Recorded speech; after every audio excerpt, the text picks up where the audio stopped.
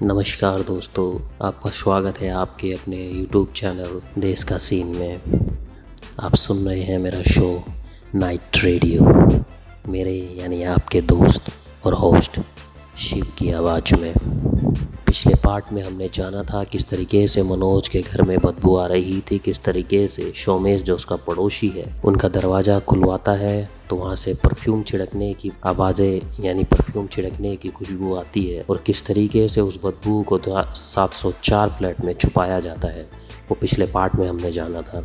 आखिर वो बहरहाल वो बदबू किस चीज़ की थी, क्या हो रहा था, क्या वाकई में कोई चूहा या कोई जानवर सड़ गया था या फिर कोई खौफनाक मंजर 704 फ्लैट के दरवाजे के पीछे पनप रहा था। आपने पिछला पार्ट नहीं देखा है तो पहले जाके उसको प्लीज़ सुने और बताएं कमेंट में कैसा लगा, आपको हमारी मेहनत कैसी लग रही है। हेडफोन लगा लीजिए क्योंकि अब मंज़र बहुत ज़्यादा ख़तरनाक होने वाला है, बहुत डरावना होने वाला है। आगे बढ़ते हैं कहानी में। ये पार्ट 2 है दोस्तों और यह अंतिम पार्ट होगा। अब पुलिस ने फ्लैट का यानी जब उसके पड़ोसी ने उसकी कंप्लेन कर दी कि इनके घर से बहुत बदबू आ रही है, उनको कुछ गड़बड़ लगी सोमेश को, तो पुलिस को फ़ोन कर देता है। तो अब पुलिस ने फ्लैट का जो ताला था तोड़ा तो अंदर फ्रिज और बेडरूम बिल्कुल साफ़ था। यानी जैसे उनको डाउट हुआ ना, वो आफ्ताब श्रद्धा वाला केस था, तो उन्होंने सबसे पहले फ्रिज चेक किया। जैसे ही वो लोग किचन के अंदर बढ़े दोस्तों, सोमेश भी उनके साथ था और वहाँ का मंजर देखते ही पुलिस वालों को उल्टियाँ होनी शुरू हो गई। अब सोचो ये कहानी अब यहाँ से बहुत ही खतरनाक मोड़ लेगी। मनोज के निकलते ही सोमेश नीचे सोसाइटी के लोगों के पास पहुँचा। उसने बताया कि 704 से पहले बदबू आई और फिर अचानक रूम फ्रेशनर की खुशबू, और मनोज जल्दी में भागकर वहाँ से निकल गया। आफ्ताब श्रद्धा केस सबको पता था, इसलिए सोसाइटी वालों ने तुरंत पुलिस को कॉल किया। पुलिस की टीम पहुँची, उन्होंने पड़ोसियों को गवाह बनाया और फ्लैट 704 का ताला तोड़ दिया। दरवाज़ा खुलते ही ऐसे ही भयानक बदबू आई कि सब ने नाक पर रुमाल रख लिया। पुलिस अंदर दाखिल हुई। सबके ध्यान में आफ्ताब श्रद्धा वाली फ्रिज की कहानी घूम रही थी, पर फ्रिज खोलना तो वो बिल्कुल साफ था। सिर्फ रोज़मर्रा का सामान जो फ्रिज में होता है आम घर में वही था। बेडरूम और ड्राइंग रूम में खून का कोई एक भी दाग धब्बा कुछ नहीं था। फिर पुलिस और सोमेश किचन की तरफ बढ़े। सबसे तेज़ बदबू यहीं से आ रही थी। किचन के फर्श पर 2 प्लास्टिक की बाल्टी और एक टब रखा था जिसमें अजीब रंग का पानी और मांस के छोटे छोटे टुकड़े थे। जैसे कि मानो आप ऐसे टुकड़े किए हुए थे कि जैसे कसाईयों की दुकान पर छोटी बोटियां नहीं कर दी जाती, इस तरीके का केस, मतलब कि इस तरीके के टुकड़े उस मांस के किए हुए थे। पास ही एक स्टोव था जिस पर तवा रखा था। और सुनना दोस्तों, ये दिल दहला देने वाली कहानी है कि जो पास ही में स्टोव था उस पर तवा रखा था। तवे पर मांस के टुकड़े थे जिसे देखकर लगा था कि उन टुकड़ों को उस तवे पर भूना गया है। साथ में 2 स्टील की चम्मच थी जिनमें मांस के टुकड़े फंसे थे। घबराइए नहीं दोस्तों, ये सिर्फ भुना गया है उनको।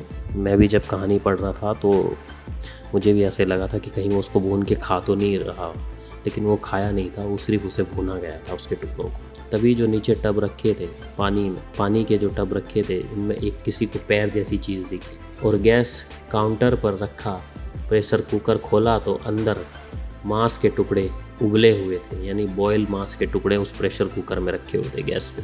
किचन का वो मंजर देखकर सब दंग थे।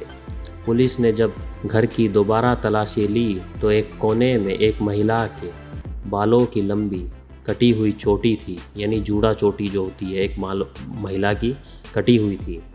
इससे साफ हो गया कि किचन में जो टुकड़े हैं वो किसी औरत के हैं। फोरेंसिक टीम को बुलाया गया। इसी बीच नीचे मनोज सेन इस बात से बेखबर लौट रहा था कि ऊपर पुलिस है, यानी मनोज को नहीं पता था कि ऊपर उसके फ्लैट में पुलिस है। मनोज अपने घर आ रहा था।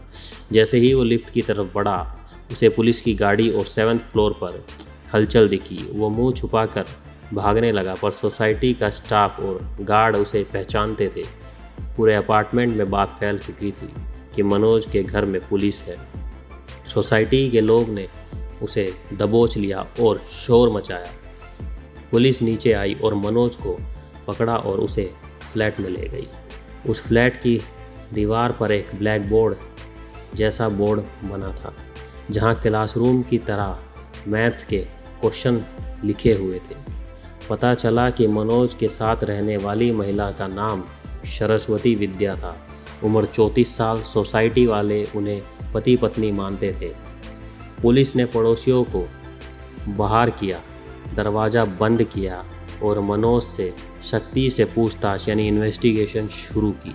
मनोज ने पहले तो पुलिस को एक कहानी सुनाई। उसने कहा कि सरस्वती बहुत शक्की थी। उसे लगता था मेरा किसी और के साथ अफेयर है। इस बात पर झगड़ा हुआ और उसने जहर खा लिया, खुदकुशी कर ली। मनोज डर गया कि पुलिस उसे फंसा देगी, इसलिए उसने लाश को ठिकाने लगाने के लिए आफ्ताब श्रद्धा केस से आइडिया चुराया। वो मार्केट से टाइल कटर, हथौड़ा, 200 वाट का वुड कटर और नीलगिरी तेल की 5 बोतल लाया। उसने लाश के टुकड़े किए, बदबू न आए इसलिए उन्हें प्रेशर कुकर में उबाला और तवे पर भुना। कुछ टुकड़े प्लास्टिक में भरकर स्ट्रीट डॉग को खिला दिए और कुछ फ्लश कर दिए। बाद में उसने माना कि उसने चाकू से कत्ल किया था, पर वो बार बार बयान बदलता रहा। कोर्ट ने उसे 16 जून तक पुलिस कस्टडी में भेज दिया। पता चला कि मनोज अहमदनगर का था। बोरीवली के एक फ्लैट को 35,000 रुपये किराए पर देकर वो मीरा रोड में रह रहा था। सरस्वती से उसकी मुलाकात 2008 में एक राशन की दुकान पर हुई थी। दोनों ने मंदिर में शादी की थी और मनोज पढ़ा लिखा होने के कारण उसे बोर्ड पर सरस्वती को 10th के लिए मैथ्स पढ़ाता था। मतलब जब सरस्वती इसको मिली थी तो वो 19 साल की थी और ये 34 साल का।